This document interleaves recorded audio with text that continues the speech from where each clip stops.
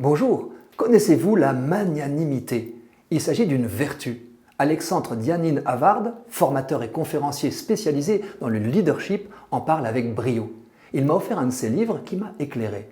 Selon lui, le vrai leader concilie deux vertus qui s'articulent et s'équilibrent, la magnanimité et l'humilité. L'humilité est connue, nous savons ce qu'elle exige de nous. Qu'as-tu que tu n'as reçu? S'enorgueillir est donc absurde, même s'il faut beaucoup travailler pour un peu d'humilité. Mais la magnanimité est plus méconnue, quoique aussi exigeante.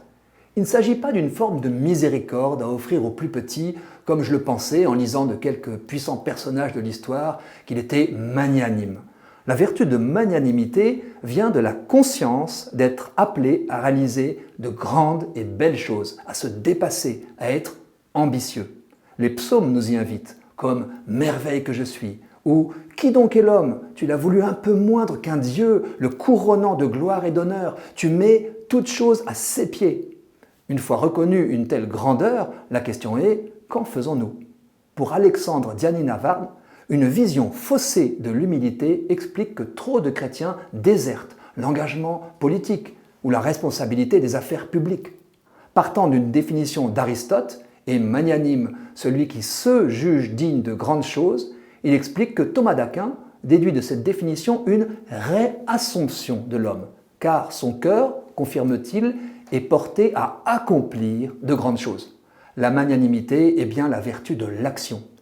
Si nous étions magnanimes, nous hésiterions moins à entreprendre en grand. L'exemple de Sainte Jeanne d'Arc est frappant. Comment une si jeune fille a-t-elle pu assumer son appel en devenant chef de guerre si elle n'était pas magnanime? Les hommes d'armes batailleront et Dieu donnera la victoire.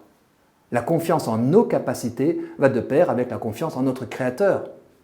L'humilité est sauve, car cette conscience de notre grandeur nous pousse à nous abaisser devant celui qui nous la donne. Mais Dianin Havard enfonce le clou. De nombreux chrétiens croient en Dieu, mais peu croient en eux-mêmes et en leurs capacités. Je ne pense pas que la magnanimité soit réservée à ceux qui ont une âme de leader.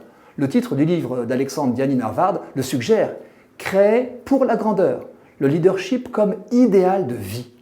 La magnanimité peut en effet se décliner en toute activité, travail, vie de famille, engagements associatifs, démarches artistiques, vie spirituelle et missionnaire. Un projet scout, une initiative humanitaire, une décision professionnelle, la planification des activités de l'année peuvent se faire sur le mode de la magnanimité plutôt que de la pusillanimité, qui est le vice inverse.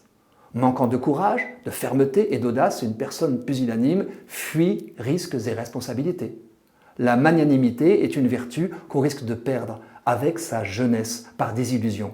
Gare au rabougrissement. Les éducateurs prendront soin de ne pas décourager l'élan des nouvelles générations à changer le monde sans trop vite le taxer de présomptueux. En tout cas, le magnanime par excellence, qui conserve toute sa confiance dans l'homme, c'est Dieu. Voilà pour chacun une bonne nouvelle.